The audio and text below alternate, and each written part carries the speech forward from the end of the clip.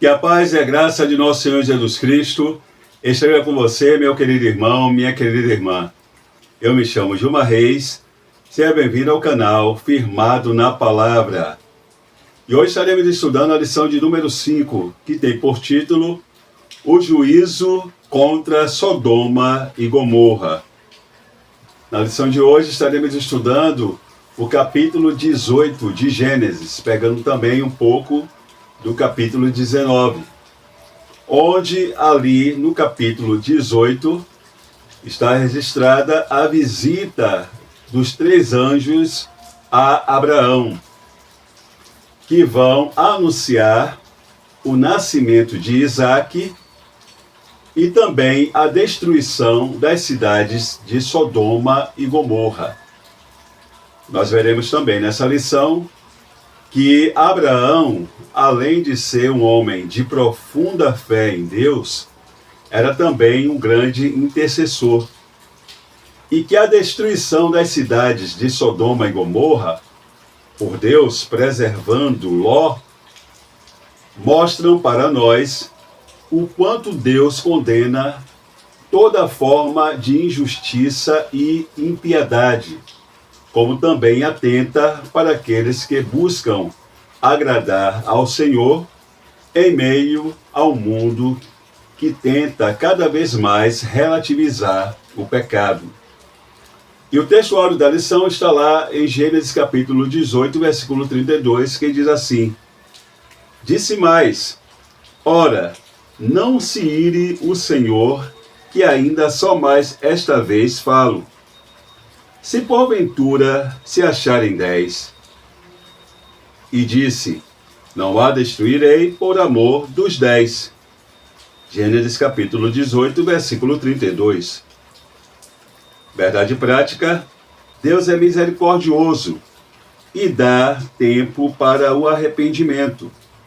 Mas quando o homem não quer, seu juízo é sem misericórdia. E a palavra-chave da lição é juízo, que pode ser definida como a capacidade mental de avaliar, discernir e julgar.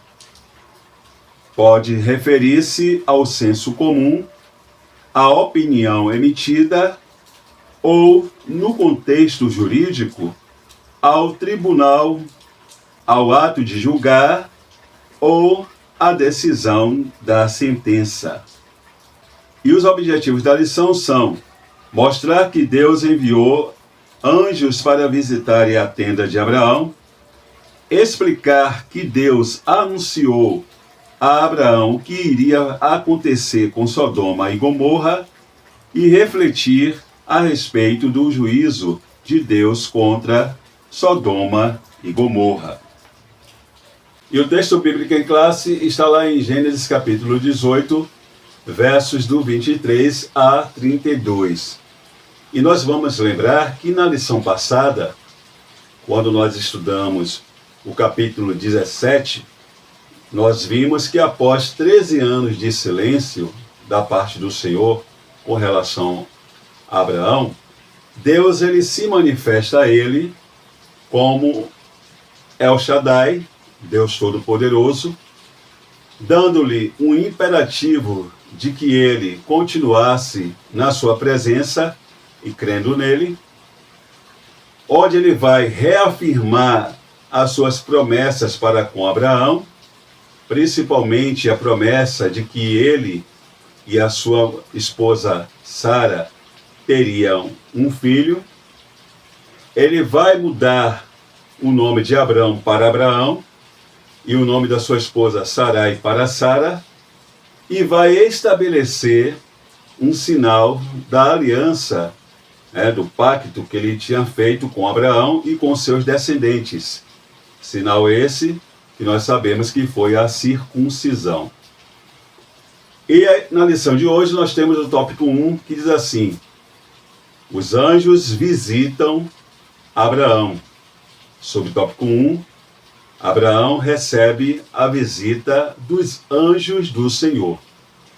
E aí nós vamos iniciar o capítulo 18 com a informação de que Deus apareceu, né, de que o Senhor apareceu a Abraão quando ele estava sentado na entrada da sua tenda, né, ou à porta da sua tenda, ali nos carvalhais de Manre, na hora mais quente do dia. E aí o texto, o verso 2, vai dizer que quando ele levantou os olhos e viu, e olhou, ele viu 3 varões que estavam em pé junto a ele. E aí a primeira coisa que nós vamos verificar aqui, a partir do verso 1, quando diz que o Senhor apareceu a Abraão, é que aqui se trata de uma teofania. E o que é uma teofania? Teofania é uma manifestação temporária de Deus ou da sua glória, que pode acontecer em forma angelical, humana, em coisas, lugar ou fenômenos da natureza.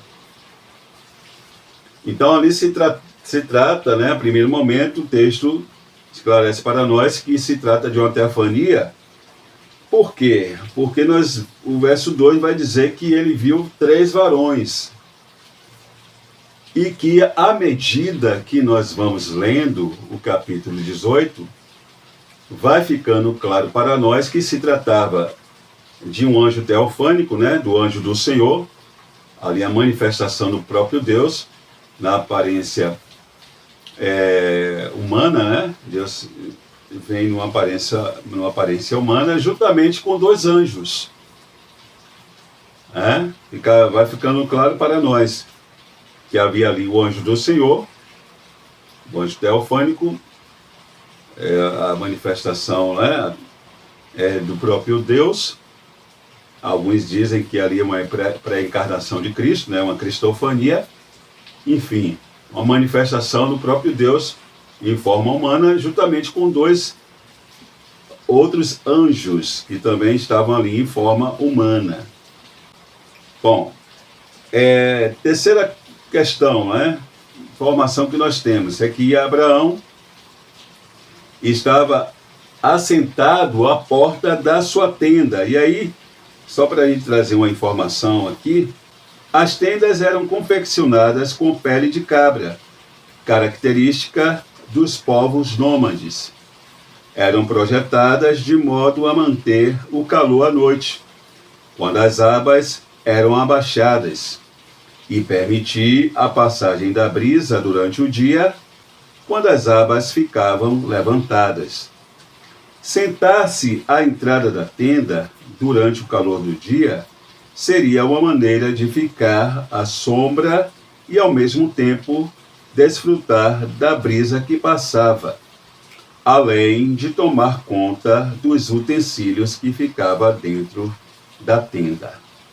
Então, com essa informação, a gente pode inferir que se tratava ali provavelmente de um meio-dia, porque o texto diz que é a hora mais quente do dia, muito provavelmente ao meio-dia, e Abraão, quem sabe, havia terminado uma refeição e estava ali descansando. Então era um horário improvável de que, até pela temperatura, de que alguém o visitasse naquele momento. Mas nós vamos ver que Deus, que não está sujeito, não depende de temperatura, de tempo, de clima, faz essa visita, uma visita inesperada, mas para lá de agradável, irmãos? E uma visita, imagine, uma visita do próprio Deus, juntamente com anjos. Outra questão é que diz que ele estava nos carvalhais de Manre. Só para a gente lembrar, que Manre, ele era o amorreu irmão de Escol e de Aner. Isso está lá, a gente pode verificar isso lá em Gênesis capítulo 14, versículo 13. Os quais eram aliados de Abraão. E Manre, ele era dono de terras em Hebrom, especificamente na área conhecida como Carvalhais de Manre. Então, esse Manre era um amorreu que era um aliado de Abraão. Abraão ainda não tinha propriedades ali, não tinha comprado terras ali, mas ele já tinha esse aliado que havia lhe cedido ali para que ele montasse as suas tendas. Só para a informação, porque ele está sempre falando Carvalhais de Manre, para alguns irmãos que às vezes perguntam, Bom, e na sequência o texto vai dizer que quando Abraão ele viu os 3 varões, ele correu da porta da tenda ao encontro deles e inclinou-se à terra. Diz que ele inclinou-se à terra. O inclinar-se aqui, irmãos, era um costume oriental. Esse costume oriental de prostrar-se diante de uma pessoa indicava hospitalidade, indicava submissão em alguns contextos, humildade e especialmente respeito. Agora, a ação de Abraão indica que ele reconheceu algo de especial naqueles 3 homens, naqueles 3 seres ali angelicais, em forma de homem. Porque o texto vai dizer que ele curvou-se até o chão. Uma rara mostra de honra concedida a estranhos. Então ele percebeu algo diferente. Ele ainda não, claro, ele ainda não sabia que se tratava do Senhor, que se tratava de uma visita celestial, porque ali estavam em forma humana, os 3, mas ele deve ter sentido algo de especial naqueles varões, e ele prontamente prostra-se diante deles e prestando ali respeito e indicando disposição para conceder hospitalidade, E aí ele diz o seguinte: meu Senhor, se agora eu tenho achado graça aos teus olhos, rogo-te que não passes do teu servo. Traga-se agora um pouco de água e lavai os vossos pés, e recostai-vos debaixo dessa árvore. E trarei um bocado de pão, para que esforceis o vosso coração. Depois passareis adiante, porquanto por isso chegastes até vosso servo. E disseram: assim faze como tens dito. Gênesis capítulo 18, versículo de 3 a 5. A hospitalidade típica dos povos orientais é demonstrada por Abraão e Sara, a sua esposa, aqueles homens.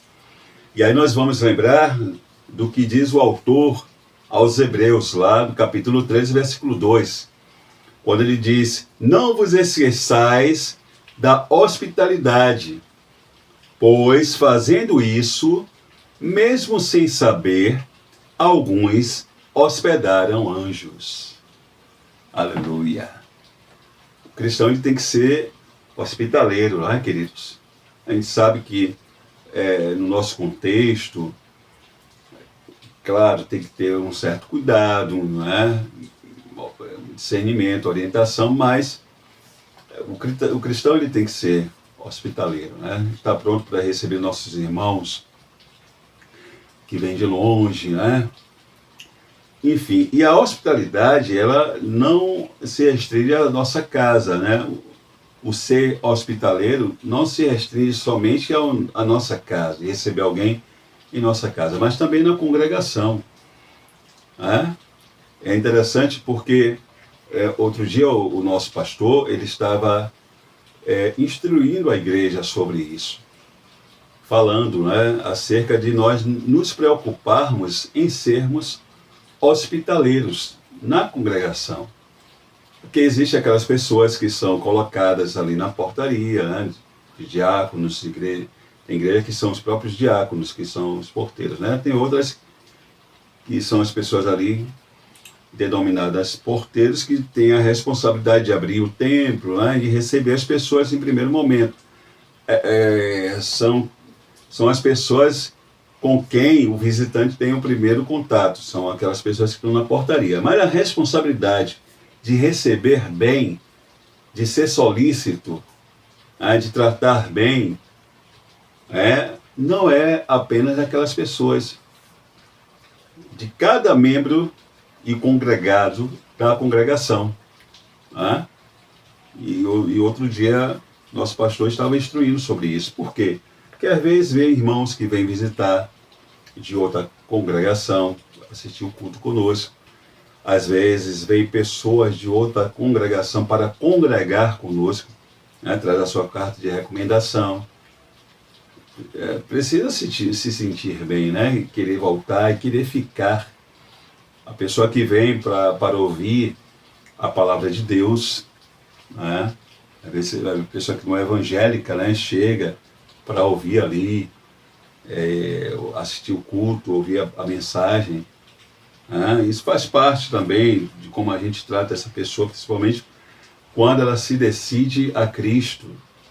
Então, isso é para cada um de nós refletirmos, né, sobre a hospitalidade, que aqui, né, o autor dos Hebreus, ele chama atenção para isso. E aqui ele está escrevendo para cristãos, né, judeus, bem verdade, né, o contexto da carta ali, a gente não vai entrar em detalhes, que não é o assunto da lição, mas não deixa de ser para cristãos, né? Bom, o fato é que o narrador aqui, voltando, né, para o texto, para Abraão, para o capítulo 18, o fato é que o narrador aqui, ele destaca a disposição de Abraão, a grandeza, a hospitalidade e a cordialidade do patriarca. A sua disposição de receber aqueles homens, né?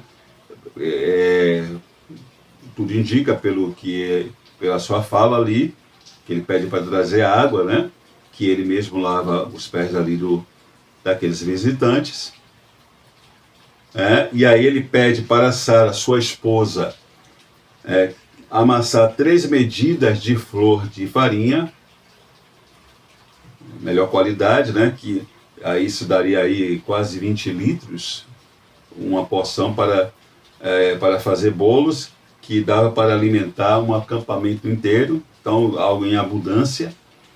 Ele corre até o rebanho, diz que o próprio Abraão ele corre até o rebanho, e escolhe o melhor bezerro, tenro e bom, ou seja, das primícias do seu rebanho, ele escolhe o melhor bezerro, chama o empregado e manda preparar, churrasquinho ali, né?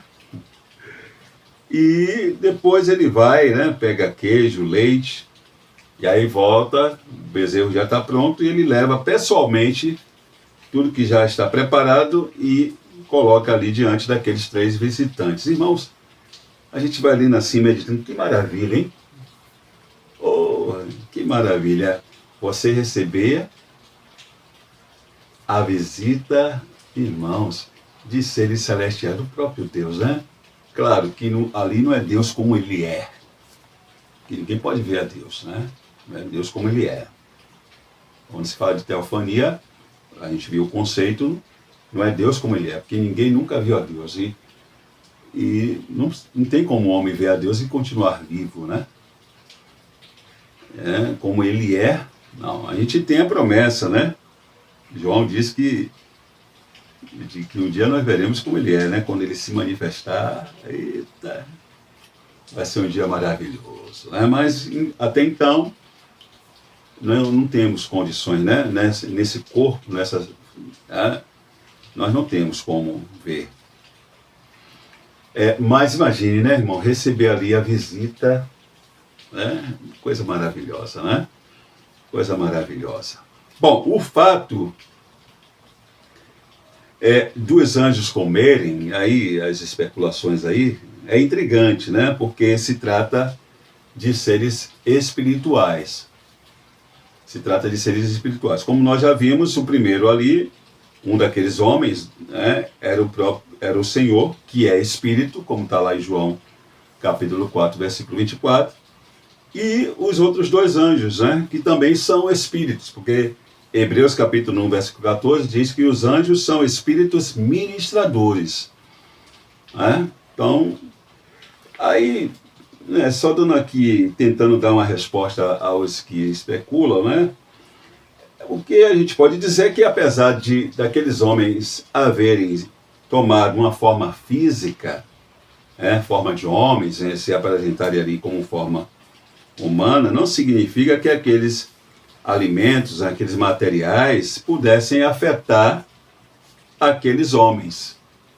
Porque ali é Deus, irmãos, e os anjos. Né? Então, aqueles alimentos ali não iam fazer diferença alguma. Né? A gente pode até dizer que o poder espiritual era capaz de neutralizar os alimentos, os materiais daquele, os elementos e os materiais daqueles alimentos que foram oferecidos por Abraão. Então, são questões que a gente não deve se prender, né?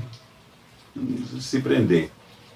Porque o ponto aqui não é o fato de que eles se alimentaram, né? Porque ali é Deus, né? Deus é poderoso. Ele está falando de uma teofania, ele se apresentou ali em forma humana, vieram com ele ali dois anjos. Alguns dizem que é a Trindade, mas é a manifestação da Trindade, mas a gente não vê elementos suficientes no texto para sustentar, né, essa visão. Então, a gente aqui, por exemplo, a gente fica com aqueles que defendem que foi o Senhor, mais dois anjos. E ele é poderoso, ele criou todas as coisas, então ele pode tudo. Então, a gente não pode se prender muito nesse detalhe de que os seres espirituais se alimentaram, né, e não estavam encarnados, né, mas não pode se prender com isso, não. A questão aqui é a hospitalidade, a disposição, né, que Abraão teve, né, de oferecer o melhor. E muitas das vezes, e aí a gente vê uma aplicação aqui, porque para a gente, né, para mim, que eu tomo para mim, a gente precisa melhorar, porque às vezes a gente vem algo na nossa mão e a gente pensa que a gente está fazendo, né, no reino de Deus, ali na igreja, na congregação, e a gente às vezes olha assim, mas eu não vou fazer de qualquer jeito, porque é para o pastor, não, irmãos. Faça conforme as suas forças, mas com diligência, procurando dar o seu melhor, porque é para Deus. É para Deus. Não é para o seu líder. Você faz, quando você tem a disposição, na verdade o ensino correto é o seguinte, tem a disposição de fazer o melhor, para o seu líder, para a igreja, para a congregação, para o seu pastor, porque você acaba fazendo o melhor para Deus. Na verdade, o correto ensino é esse. Para Deus. Tudo que vem à sua mão para fazer para o reino, faça conforme as suas forças e faça o melhor. Não olhe, não, faça. Porque você fazendo assim, faz para Deus. Abraão aqui, até então, ele via ali 3 viajantes. Até a gente falou que ele deve ter percebido algo de especial, né? Mas eram 3 viajantes, a priori ele vê isso. À medida que a gente vai ver que à medida que eles vão ali conversando com Abraão, né, que ele vai entendendo quem é que está ali diante dele. Mas a princípio ele vê e se dispõe, né, a dar o melhor. Então a gente vê que ele prepara e fica ali, aguardando. Aguardando. E aí a gente entra aqui no subtópico 3, o riso de Sara, que vai dizer que enquanto aqueles homens comiam, aí aqui é que tem o ponto, né? Começa o ponto de revelação. Eles perguntam por Sara.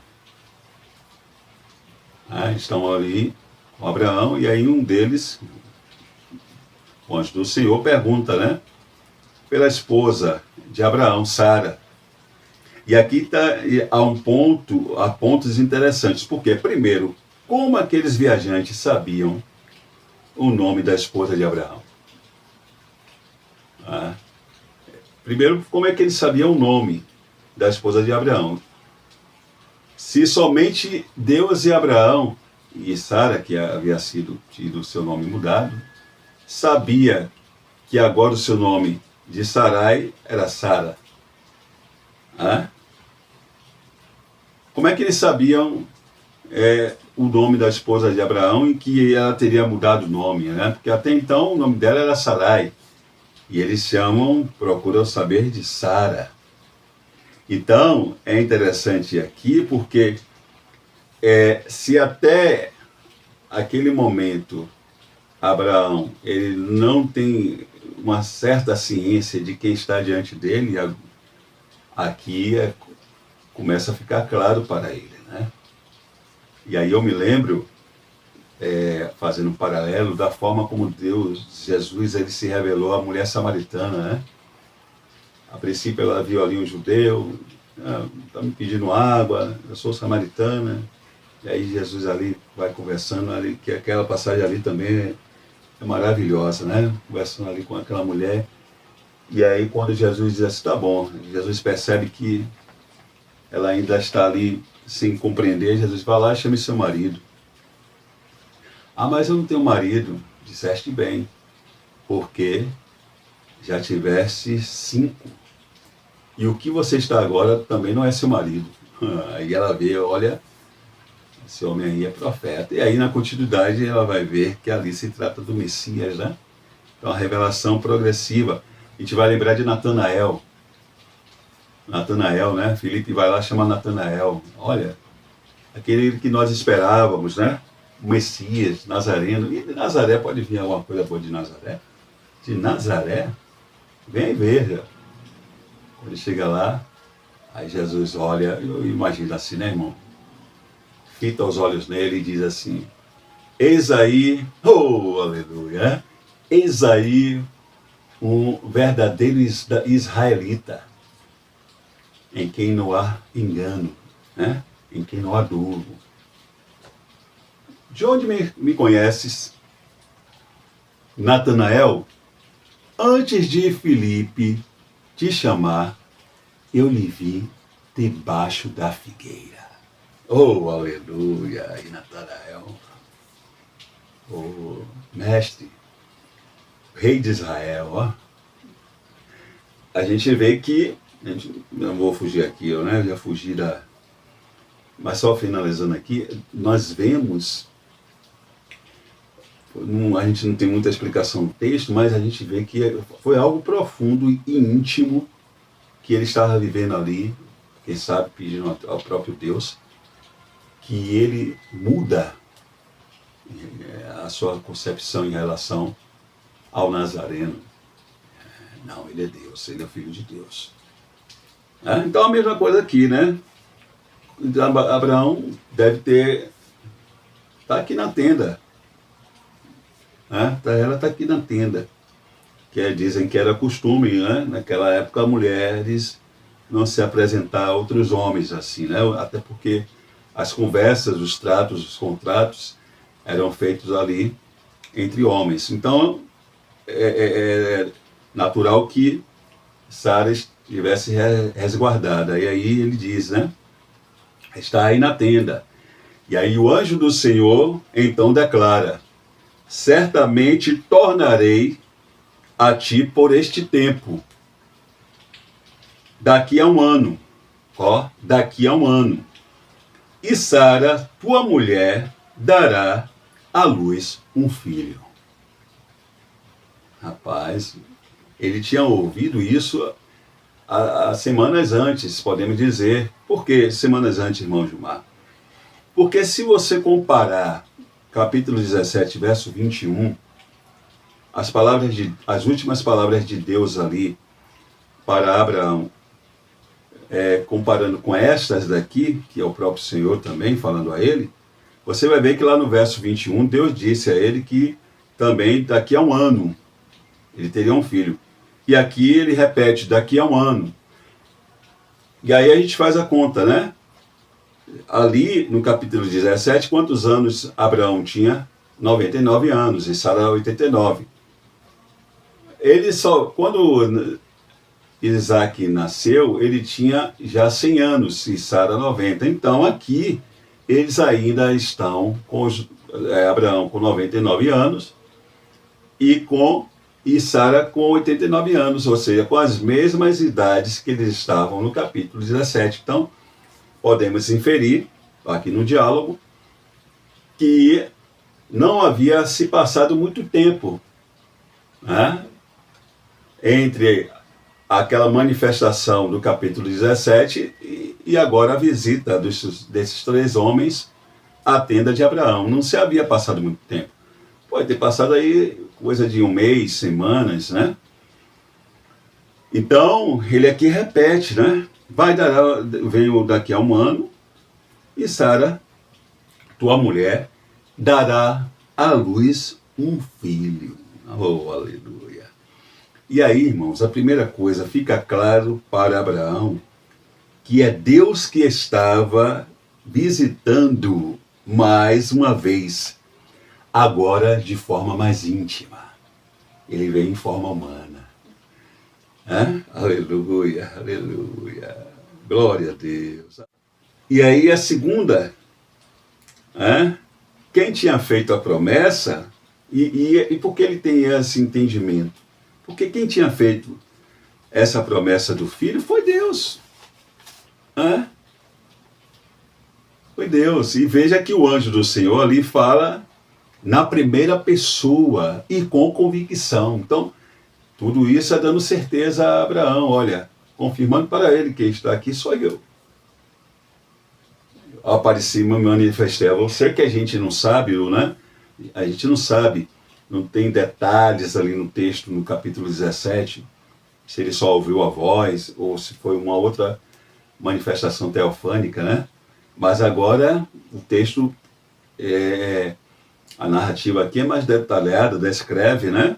Que Deus agora vem em forma humana.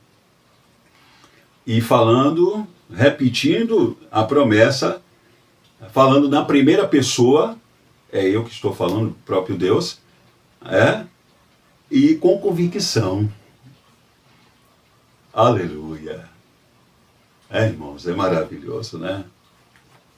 É maravilhoso o cuidado de Deus para conosco, né? O cuidado de Deus para conosco, para aqueles que são fiéis a Ele, para aqueles que optam, mesmo nas suas fraquezas, em permanecer firmes. Aleluia, permanecer, né? Na posição, na comunhão, aguardando, Aleluia, glória a Deus. Se olhar para o lado nem para o outro, glorificado seja o nome de Jesus, né, irmãos? Aleluia. Então, a gente vê que Deus já tinha falado que agora vem de uma forma mais íntima, almoçar. Tá, vamos agora aqui, eu vou sentar contigo, trago meus 2 mensageiros, porque para aqueles anjos ali tinha uma outra missão, que nós vamos adiante ver, Sodoma e Gomorra, mas eu vim aqui porque eu, aqui na intimidade com você, ceiar contigo, né? Comer aqui, vamos aqui, almoçar com você. E aí confirma, né? Reafirma a promessa para ele, né? E aí a terceira coisa que acontece é que Sara, que até então não tinha se apresentado, como nós falamos, né? Não era costume das mulheres estarem ali no meio da conversa dos homens, mas estava escutando à porta da tenda, que ela também tinha preparado, né? Ali os bolos para alimentar o seu senhor, ela estava à porta da tenda, que estava atrás dele, riu no seu íntimo. O texto diz que ela riu no seu íntimo. Ela riu no seu íntimo e pensou, depois de velha e velho também o meu senhor, poderia ter prazer gerar filhos, procriar? será que eu, depois de velho, imagine, ela tinha ouvido isso, ela e Abraão, né? Quando Abraão estava com 75 anos e ela com 65, 65. Depois Deus aparece, eles já estão aí com 99 anos, né? Abraão e ela com 89, bem mais velha. Aí ela olha assim, porque aqui eles não riram. É bom a gente entender que eles não riram, no caso aqui, né? Porque Abraão foi em outro momento, mas Sara, ela não riu de Deus, não é isso. Ela riu da sua condição. Oh, meu Deus, mas será que eu, né? Eu já velha, eu já estou nessa idade, será que eu vou poder gerar um filho? Ah, mas vai, né? Aleluia, mas vai. Por quê? Porque quem está falando com ela, por intermédio de Abraão, né? Que ela ouviu, Deus está falando com Abraão, mas ela ouviu. Né? Ela estava à porta da tenda que estava atrás deles, né? E ela ouviu. Quem está falando com ela é o Deus Todo-Poderoso, o El Shaddai. Né? Aí aqui, como nós já falamos, né? Eles ouviram a promessa quando Abraão tinha 75 anos. Quando ele está com 85 anos, ele deita-se com Agar. Né? Ela com 65, né? Com 75. Quando Abraão está com 75 anos e Sara com 65, é a primeira vez que eles ouvem a promessa do filho. Quando Abraão está com 85 anos e Sara com 75, ele deita-se com Agar. E Ismael nasce quando Abraão está com 86 e Sara com 76. Então aqui no capítulo 17 já haviam se passado, né, 23 anos, porque agora Abraão já está com 99 e Sara com 89. Então, ali na situação do capítulo 17, já havia se passado, desde a primeira vez que eles ouviram a promessa, já havia se passado 23 anos, irmãos. Aí ela vem, né? Será que isso vai mesmo acontecer? Mas vai, porque quem prometeu, garante. Foi o Deus Todo-Poderoso, o El Shaddai. Né? Aí a gente vê que ela ri no seu íntimo e pensa, né? Olha assim, olha, pondera, será que... Aí o Senhor então pergunta, né, a Abraão, por que Sara riu? Por que Sara riu? Dizendo, Deus mostra que ouviu, né, o seu riso, ainda que tenha sido no seu íntimo, e que sabe, conhece o seu pensamento, né, diz, por que ela riu, dizendo, será verdade que darei ainda luz sendo velha? O Senhor pergunta, acaso para o Senhor há coisa demasiadamente impossível? Será que para o Criador de todas as coisas, né? Daquele que criou, de quem procede a vida, será que para ele, aquele que traz à existência aquilo que não existe do nada, ex nihilo, é o único que pode ser empregado o verbo bara, porque ele, da onde não existe nada, ele faz passar a existir. Será que para ele há alguma coisa difícil?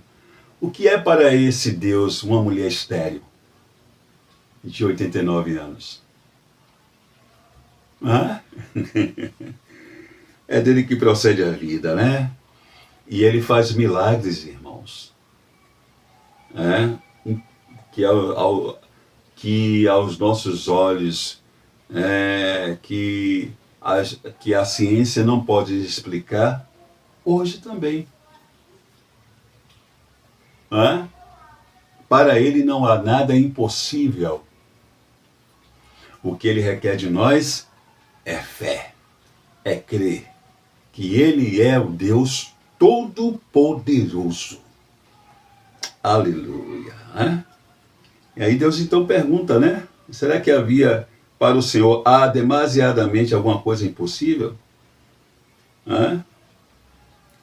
O que é fazer uma mulher, né, de 90 anos, de quase 90 anos, estéril, conceber e dar à luz a um filho? Não é nada, né? Aí ele diz, daqui a um ano, nesse mesmo tempo, olha aí, daqui a um ano, nesse mesmo tempo, voltarei a ti, e Sara terá um filho. Aleluia! Glória a Deus! E aí, Sara receosa, né?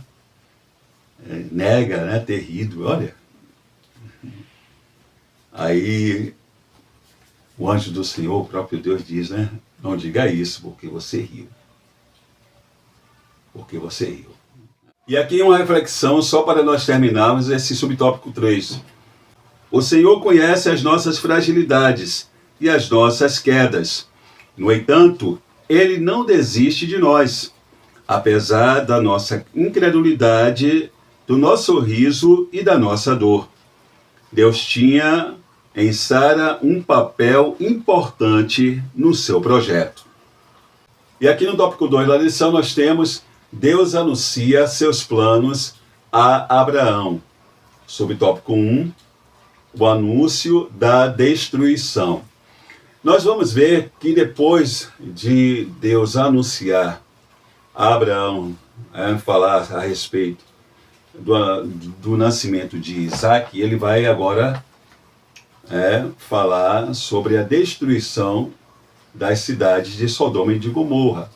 Nós vamos lembrar que quando Abraão ele retorna do Egito com seu sobrinho Ló, né, as pessoas que estavam com ele, juntamente com a sua esposa Sara, quando eles retornam ali para a terra de Canaã, mais precisamente ali na terra, né, entre Betel e Ai, não dava mais para a terra ali comportar os pastores de Abraão nem de Ló.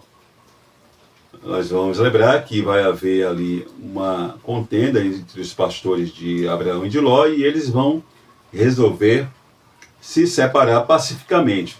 Abraão vai conceder, mesmo sendo ali o chefe do clã, mesmo sendo patriarca, mesmo sendo mais velho em idade, vai conceder ao sobrinho Ló o direito de escolha, e ele vai olhar ali, né, atraído pelo Vale do Jordão, com as suas muitas águas e pastagens, além da beleza da terra fértil, e vai escolher as cidades da campina.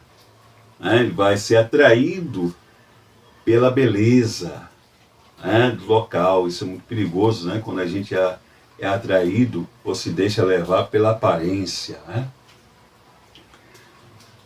Muito perigoso, porque ele vai, um local muito belo, aparentemente ali próspero, aparentemente ali promissor, mas espiritualmente decadente. Decadente. E aí Ló, ele vai com a sua família, né, com os seus servos, servas, ali armar suas tendas ali até Sodoma, que vai ser a cidade onde ele vai habitar. E mais tarde, inclusive, ele vai passar a sentar-se à porta da cidade, lugar de autoridade, né? Como a gente pode ver lá em Gênesis capítulo 19, versículo 1. A gente vai ver que Ló já tinha vivido e passado pelo sofrimento, né, de ser levado por Quedorlaomer. Ele já tinha passado por essa situação, né, de ser levado cativo, né, por Quedorlaomer. Mas ele continuava habitando em Sodoma. Já estava ganhando até prestígio, né? Estava ali. Depois a gente vai falar mais sobre essa questão dele estar sentado à porta da cidade. Mas o fato é que ele escolhe ir viver ali em Sodoma, atraído pela aparência. Só que, como o texto já diz, né, que os habitantes de Sodoma eram maus e pecadores contra o Senhor. E com certeza, a essa altura agora, né, já nessa situação do capítulo 18, Ló já tinha descoberto isso, mas pela vantagem, né, ele era comerciante, ele tinha os seus negócios, e como nós já vimos aqui, ele estava também ocupando ali, quem sabe, posição de autoridade, então ele permanece habitando ali em Sodoma. É aquela questão, né, irmãos? Às vezes a pessoa está vendo que o local não dá mais para ficar. Espiritualmente, o local é decadente, as pessoas ali não respeitam as coisas de Deus, né? São depravadas, mas às vezes a pessoa, por causa de alguma vantagem, né, permanece no lugar, né? E aí nós entramos aqui no subtópico 2, que diz: o pecado leva à destruição.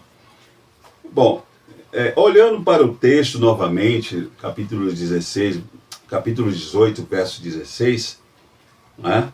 Capítulo 18, verso 16, nós vemos que aqueles homens, depois ali de almoçar com Abraão, eles se retiram dali, da tenda, né, de Abraão, e olham em direção a Sodoma. Olham em direção a Sodoma. Porque era outra tarefa, né? A missão também fazia parte da missão, né? Olham em direção a Sodoma. E aí Abraão, aproximando-se, ainda manifestando cordialidade, vai aproximando-se deles ali para mostrar o caminho. Então o Senhor diz: ocultarei a Abraão o que estou para fazer, visto que Abraão certamente virá a ser uma grande e poderosa nação, e nele serão benditas todas as nações da terra. Veja que o Senhor, analisando a posição, né, que ele mesmo já tinha colocado Abraão, né? Está lá em Gênesis capítulo 18, versículo 16 a 18. Agora, nessa fala aqui, nós precisamos ponderar em algumas questões, né? Que aqui é Deus falando, né? Então, a forma como está narrada aqui é como se Deus ele dialogasse consigo mesmo. Um solilóquio, digamos assim. E aqui vamos considerar uma linguagem antropomórfica que retrata Deus, um ser infinito em termos humanos, que nos ajuda, essa linguagem, né, nos ajuda a entendê-lo melhor. Então aqui, na verdade, é uma linguagem antropomórfica, né? Porque Deus, ele não, certamente, ele não tem, como nós, né, essa cogitação em si mesmo. Então, é uma linguagem antropomórfica que o narrador utiliza para que a gente venha compreender, né? Deus, então, como se Deus assentisse em si mesmo, se ele deveria ou não, né, fazer segredo em relação a Abraão, com relação ao que ele iria fazer com Sodoma e Gomorra.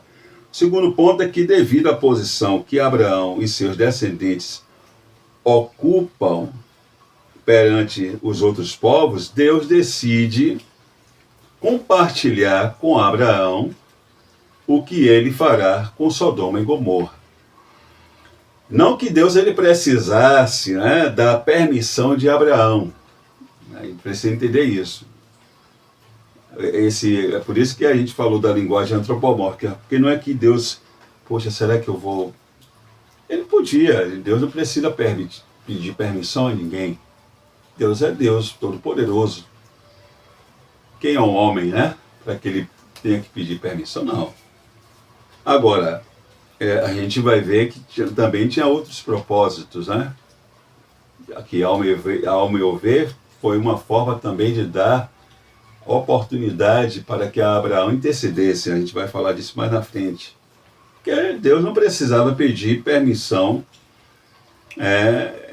para pronunciar um julgamento sobre aquelas cidades dominadas pelo pecado, não.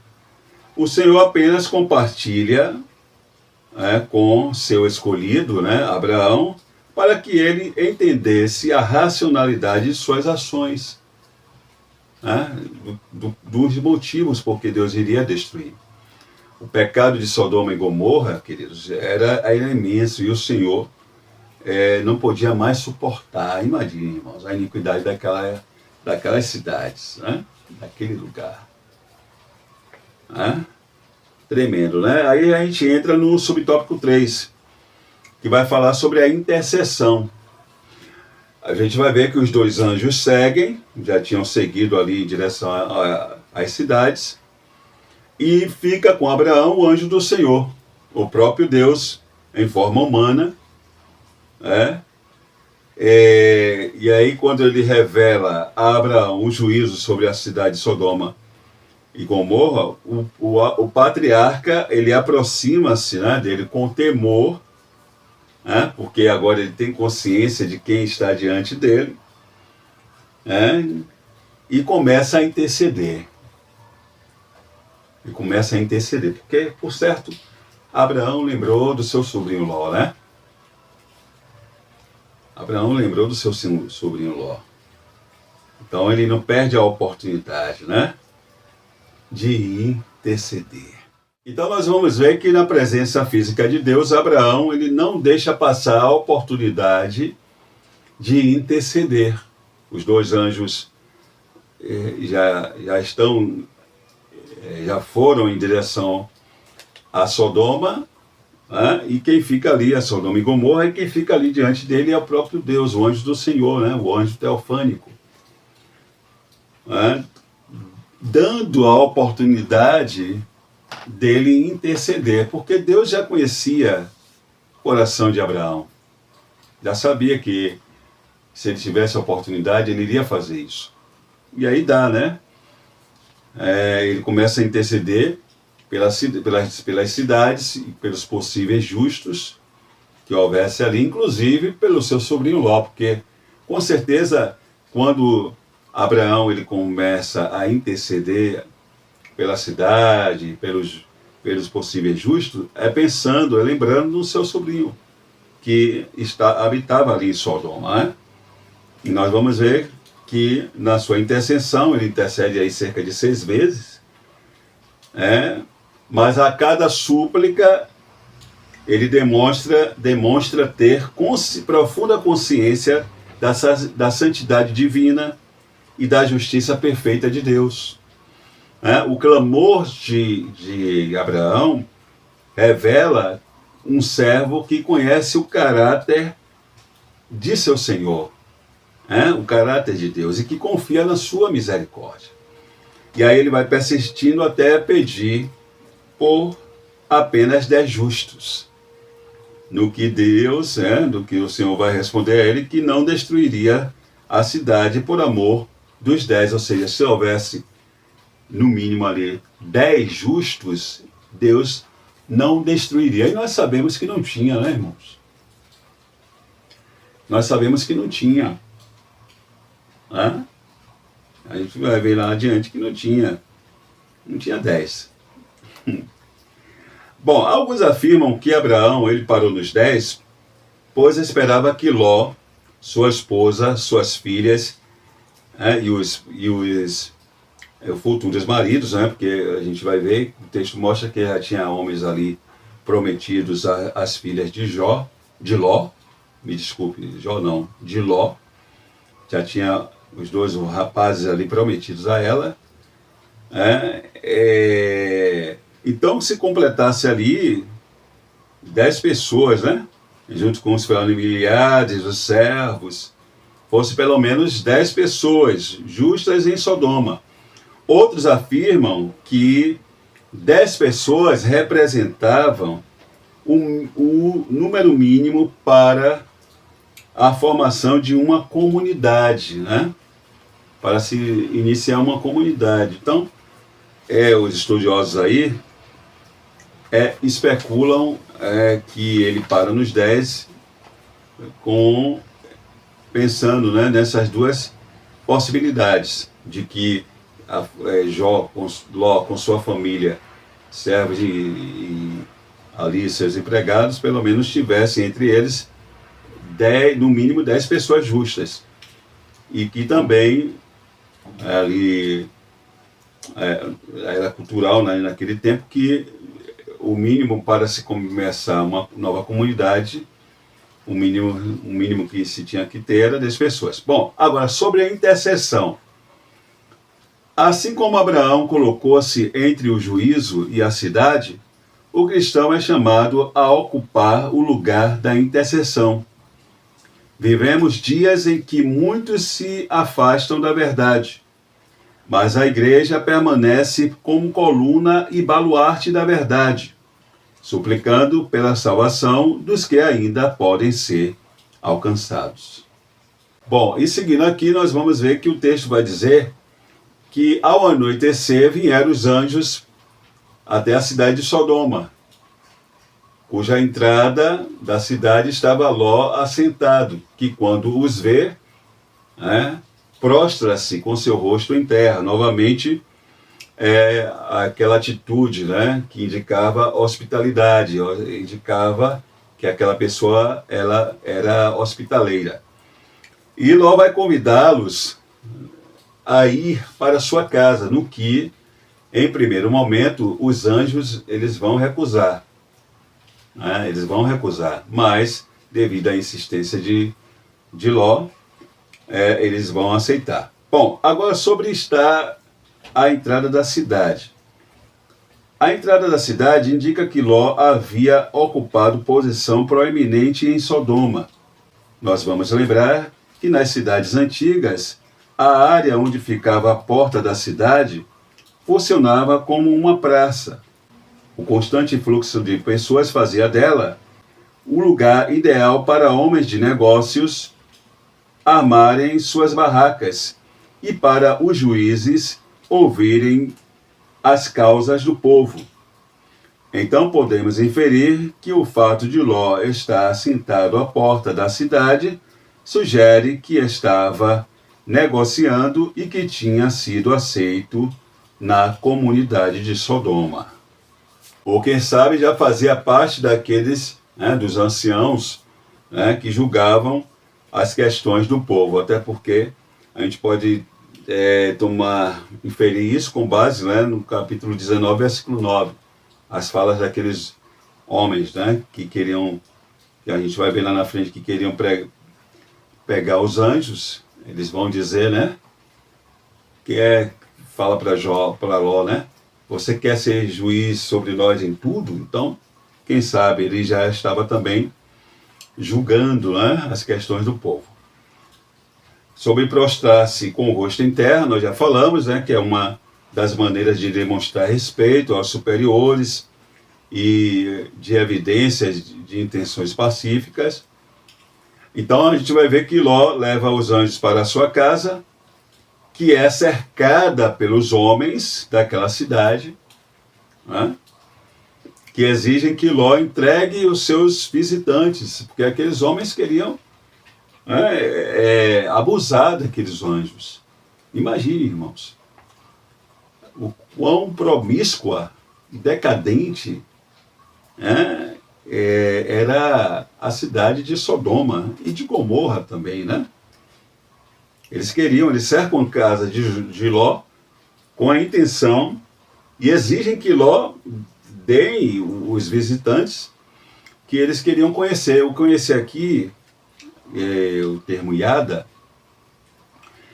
que significa ter uma intimidade com eles, um conhecimento mais íntimo, que no caso aqui era abusar, era, quem sabe, fazer ali, cometer um estupro coletivo, E a coisa foi tanta a ponto de Ló oferecer as suas 2 filhas virgens no lugar dos anjos, que a gente até não entende, O pai oferecer as 2 filhas virgens, não é a questão cultural ali daquela época, Mas, imagine, a gente consegue imaginar a fúria daqueles homens para querer pegar os anjos, a ponto de Ló oferecer as suas 2 filhas, virgens. E nós vamos ver que os anjos intervêm, protegendo Ló. avisam a ele que a cidade seria destruída e ele foge com suas filhas e mulher. O texto vai dizer que eles também chamam os seus genros, mas eles zombam. Eles zombam do aviso, né? De que a cidade seria destruída. Eles zombam, irmãos. Aqui a gente vê, irmãos, se a gente for fazer uma aplicação, né? A igreja está aí como luz do mundo, né? Como atalaia, avisando, olha, o fim vem, o fim vem, se prepara, entrega a sua vida a Jesus. O mundo que está aí, cada dia mais indo, né? Violento, cada dia mais falta de amor, cada dia mais a gente vê aí homens amantes de si mesmo. Esse mundo está caminhando a passos largos para a destruição. Nada vai melhorar não, ainda que pareça, né? Ainda que a gente tenha algum vislumbre, né? Mas não se engane não. A Bíblia, ela não, a palavra de Deus, ela não mente. O mundo está caminhando para a destruição, né? Para a destruição. Então, tem que se preparar, entregar a vida a Jesus Cristo, procurar salvar a sua alma, né? Cuidar da sua alma, porque esse mundo está caminhando para a destruição. Então, é o que a igreja, né, tem pregado hoje. Claro, aqueles que pregam o genuíno evangelho, o evangelho que confronta pecado, né, e oferece salvação em Cristo Jesus, né? Então, só aqui fazendo uma aplicação, um paralelo, né, com os nossos dias, porque Jó chama aqueles dois rapazes e diz: rapaz, aqui vai ser destruído. Esses homens que vieram são anjos enviados por Deus. Bom, escapa por tua vida, sai daqui. Mas não, né? Zombaram. Aleluia, zombaram, né?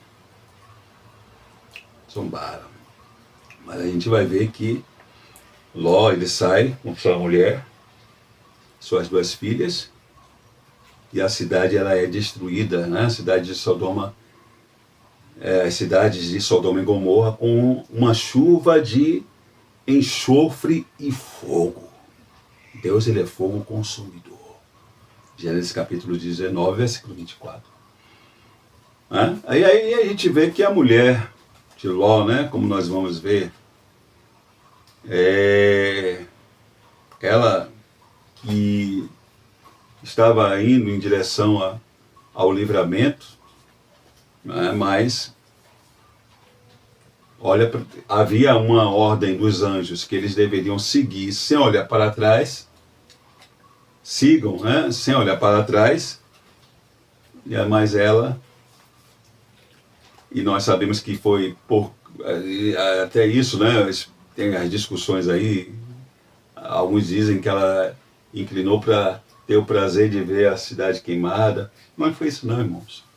Ela estava apegada ao passado, ao que ela tinha deixado lá. A gente não pode deixar, não pode esquecer que Ló, ele era um homem próspero. Ele ali na cidade era um homem próspero, né? Os seus negócios ali. Ele era um homem de propriedades, né? Ela deixou algumas coisas de valores lá, o prazer de estar ali também. Por que a gente entende isso? Porque o próprio Jesus, lá no capítulo 17 de Lucas, verso 32, ele falando acerca do reino de Deus, de que ninguém fosse, no momento em que, da vinda de Cristo, procurasse ver alguma coisa material, ele diz: olha, lembrai-vos da mulher de Ló. Lembrai-vos da mulher de Ló, que olhou para trás, presa no passado, nas coisas materiais, e aí ficou. Ficou. Se converteu uma estátua de sal, né? Se converteu em uma estátua de sal, desobedeceu a ordem, né? Coração dividido, né, irmãos? Coração dividido. Não perseverou.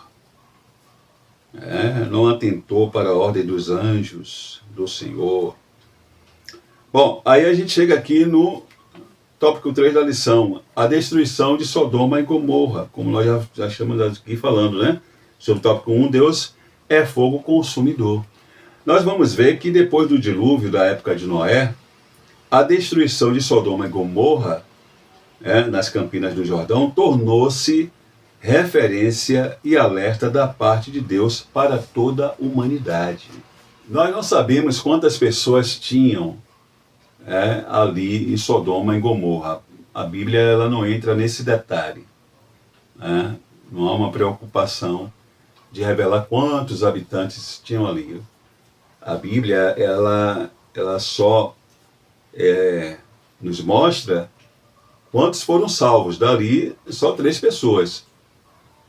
Ló e suas 2 filhas. Sua mulher estava no caminho do livramento, mas coração voltado para as coisas materiais, para o passado, para o que tinha deixado, ficou. Na época de Noé, alguns especulam milhões de pessoas, enfim, ali na civilização antediluviana, mas a Bíblia não entra também nesse detalhe. O que a Bíblia mostra é que só foram salvos 8 pessoas. Noé e sua família. Isso é preocupante, né, irmãos? Porque é sempre o mínimo do mínimo. E não é porque Deus ele é injusto. Não. Não é porque Deus ele é injusto. Deus ele dá tempo, irmãos, para o arrependimento. Deus ele concede, um período para que as pessoas ouçam a voz da verdade, o anúncio da destruição. Como nós acabamos de falar, hoje nos nossos dias a igreja tem pregado aí. Mas tem muitas pessoas que até se dizem cristãos e que não creem mais em arrebatamento, em final. Não. E ficam às vezes até brigando, não, vai melhorar, não vou entrar aqui em detalhes, em questões aí, não, irmãos. A Bíblia já nos mostra que esse mundo jaz no maligno. O mundo jaz no maligno. Então, o que é que a gente tem que fazer como igreja, como cristão? Primeiro, buscar nos santificarmos cada vez mais e proclamarmos o Evangelho da cruz, apresentarmos Jesus, a salvação, o caminho da salvação, o Cordeiro de Deus que tira o pecado do mundo, para que outros também sejam alcançados. Porque se nós esperarmos as coisas aqui dessa terra, a gente, claro, isso não quer dizer que não estude, não trabalhe, não construa, nada disso. A gente tem que continuar fazendo isso, mas entendendo que nós somos aqui passageiros, estrangeiros, forasteiros, nós não somos daqui. Aleluia! Nós estamos aguardando, o nosso Senhor Jesus Cristo, aleluia. Então, a mesma coisa, irmãos. A Bíblia mostrou, que na época de Noé também, teve 120 anos aquele povo, aquela civilização ali, Noé pregando, falando, vem dilúvio, vem dilúvio. Vem dilúvio, Mas como é que vem dilúvio se não aconteceu? Mas aconteceu, E aquela civilização pereceu, só sobrou Noé e sua família, e agora Sodoma e Gomorra, como estamos vendo aqui. Bom, conclusão da lição. Finalizamos esta lição enfatizando que Deus é bom e sua benignidade dura para sempre. Mas sua longanimidade tem limite. As cidades de Sodoma e Gomorra viviam na prática do pecado E o Senhor deu tempo para que se arrependessem. Mas não ouviram a Deus e nem a Ló. Quando o ser humano perde o temor e para de ouvir o Criador, o juízo divino não tarda. Que jamais venhamos nos esquecer do amor e da severidade do Eterno. Muito bem, queridos, chegamos mais ao final de uma lição, de mais um vídeo. Se você gostou desse vídeo, deixa aí o seu like, deixa aí o seu comentário, compartilhe aí com seus amigos. E se você ainda não é inscrito em nosso canal, se inscreva, tá bom? Que Deus continue te abençoando, abençoando o seu ministério, sua família, e até a próxima lição.